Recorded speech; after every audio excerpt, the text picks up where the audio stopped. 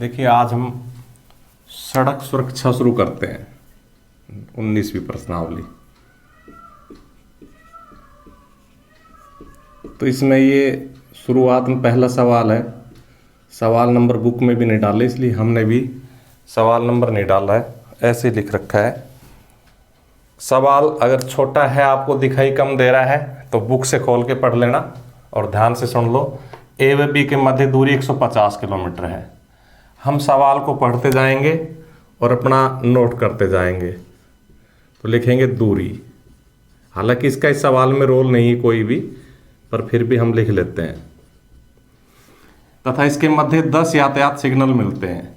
यानी कि जैसे कार यहाँ ए बिंदु से चली और बी बिंदु पर पहुँच गई, तो जब चल रही है तो यहाँ पर उसको सिग्नल रुकना पड़ता है, रेड बत्ती आती है, फिर यहाँ पर रुकना पड़ता है, फिर यहाँ पर रुकना पड़ता है। इस प्रकार कितने हो गए? 1 2 3, ये 4, ये 5, ये 6, ये 7, ये 8, ये 9 और ये 10 और ये यहाँ पहुँच गई। अब तो इस प्रकार से ये 10 सिग्नल हुए जो बीच में मैंने डॉट बनाए। ये आपको नहीं दिख रहे होते, ऐसे राउंड कर दूँ, ये डॉट है। ये यहाँ पर गाड़ी को रुकना पड़ रहा है यातायात सिग्नलों के लिए।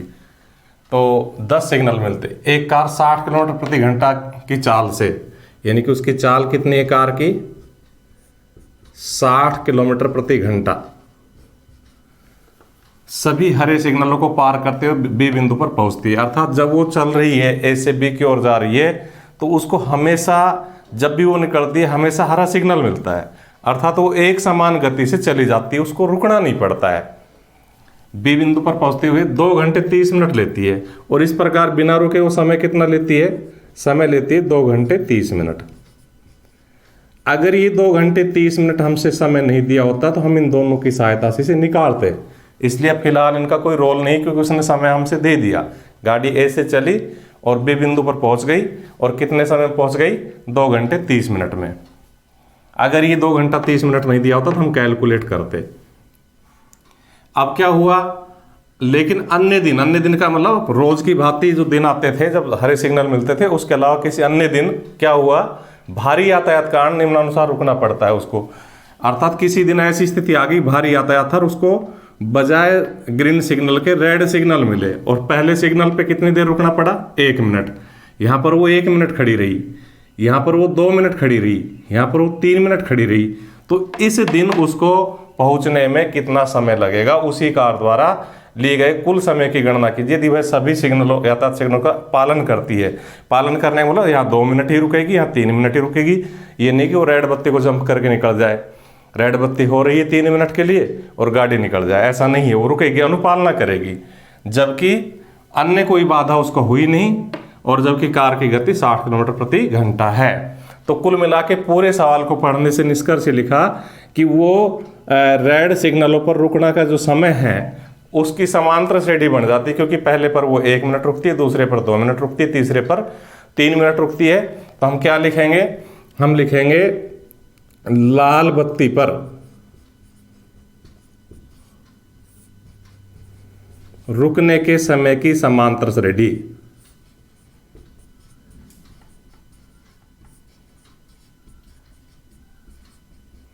तो क्या हो गई वो समांतर श्रेणी? 1 2 3 डॉट डॉट डॉट और 10। अर्थात तो पहली पर 1 मिनट रुकी, दूसरी पर 2 मिनट रुकी, तीसरी पर 3 मिनट रुकी, और इस प्रकार से वो लास्ट वाली पर 10 मिनट रुकी। तो इन रेड बत्तियों पर रुकने में लगा समय, इन सब का जोड़ कर दो, 1 मिनट जमा 2 मिनट जमा 3 मिनट, तो हम समांतर श्रेणी का योग जानते हैं। तो हम क्या लिखेंगे? यहाँ से लिखेंगे a बराबर 1, d बराबर 2 में से 1 घटा देंगे, दूसरे में से पहला पद घटा दे, d आ जाता है, और an बराबर 10। ये सारी चीज हमारे पास आ गई। लिखेंगे इसलिए सिग्नलों पर रुकने का समय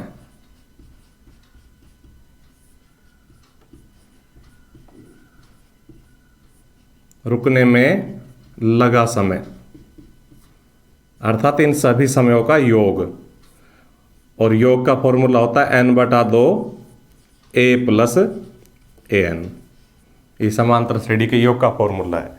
तो एक की जगह कितना आ जाएगा, देखो n की जगह 10 क्योंकि 10 सिग्नल है बटा 2, a की जगह 1 और an की जगह 10। अब हमें इसमें d की जरूरत नहीं पड़ी क्योंकि हमने फॉर्मूला दूसरा लगा दिया बिना d वाला, इसलिए हमने इसको मिटा दिया। तो a बराबर 1 और an बराबर 10 और n का मान 10 क्योंकि 10 है। इस प्रकार से देखिए क्या आ जाएगा, 10 कट जाएगा 5 और 10 और 1 11, तो 11 पंजे 55 मिनट। यानी कि रेड सिग्नल मिलने की वजह से उसको 55 मिनट आज फालतू लग गए। तो कुल कितना समय लगा, कुल समय की गणना कीजिए, लिखेंगे इसलिए अन्य दिन कुल समय।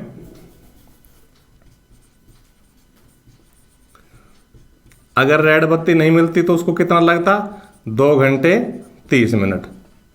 आज रेड बत्ती मिली, अन्य दिन आज, इसलिए 55 मिनट और लग गए तो इसमें जुड़ जाएंगे। और इस प्रकार जोड़ कितना आ जाएगा, 2 घंटे 85 मिनट। अब आपको पता है 85 मिनट में से अगर 60 मिनट निकाल दे तो 1 घंटा निकल जाएगा और वो इसमें जुड़ जाएगा। तो क्या आ जाएगा, वो 1 घंटा इधर आके जुड़ा तो 3 घंटा, और 85 में से 60 घटाएंगे तो 25 मिनट। तो आज उसको अन्य दिन 3 घंटे 25 मिनट का समय लगेगा।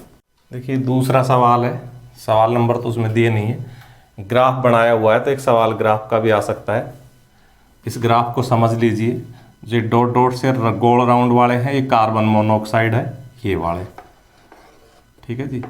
उसके बाद में गोल राउंड से ही और सीधी लाइन वाले हैं, ये NO2 है। और उसके बाद में जो ये मैंने आयताकार बनाया, वर्गाकार बनाया, ये चिन्ह है, ये SO2 है। SO2 और NO2 जो प्रदूषण कर रहे हैं वो 100, 200, 300, 400, 500, 600 की रेंज में कर रहे हैं, जबकि CO प्रदूषण कर रहा है वो 1000, 2000, 3000, 4000, 5000, 6000 की रेंज में कर रहा है। अर्थात ये ज़्यादा प्रदूषण कर रहा है, ये हजारों में कर रहा है, वो सैकड़ों में कर रहे हैं। तो इस प्रकार से प्रमुख प्रदूषक CO हुआ, कार्बन मोनोऑक्साइड हुआ। अब हमारा सवाल क्या है, उपयुक्त आलेख प्रमुख वातावरणीय प्रदूषकों की सांद्रता को प्रदर्शित करता है, यानी कि कौन कितना प्रदूषण कर रहा है। किस वर्ष में प्रमुख प्रदूषक, तो प्रमुख प्रदूषक कौन सा है, कार्बन मोनोऑक्साइड की कमी को देखा गया है। तो देखो कार्बन मोनोऑक्साइड CO यहाँ प्रदूषण ज़्यादा कर रहा है, यहाँ कम कर रहा है, फिर यहाँ दोबारा बढ़ के ज़्यादा कर रहा है, यहाँ थोड़ा कम, यहाँ थोड़ा कम, यहाँ सबसे कम। यहाँ सबसे कम क्यों, क्योंकि ये लगभग 300 के नीचे की सीध में आ रहा है। तो ये कौन सा वर्ष है जहाँ सबसे कम प्रदूषण कर रहा है, 2003। तो हमारा जो पहला सवाल का सॉल्यूशन हो जाएगा वो हो जाएगा वर्ष 2003 में प्रमुख प्रदूषक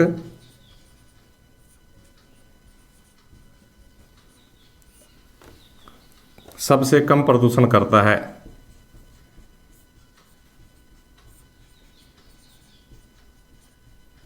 एक हमारा आंसर आ गया। अगला इसके लिए आप किसे श्रेय देते हैं, यानी कि ये प्रदूषण कम हुआ यहाँ आकर के, इसके लिए हम किसे श्रेय देते हैं, हम सरकार को श्रेय देते हैं, क्योंकि सरकार ने योजनाएं बनाई। इसके लिए हम सरकार को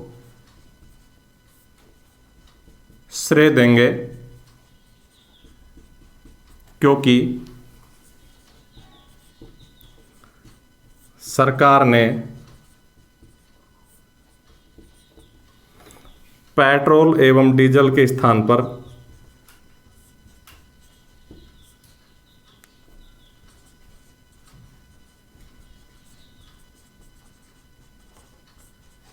क्या दिया, CNG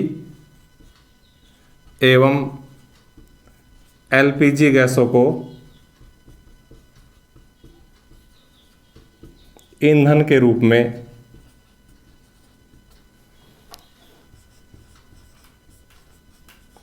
बढ़ावा दिया,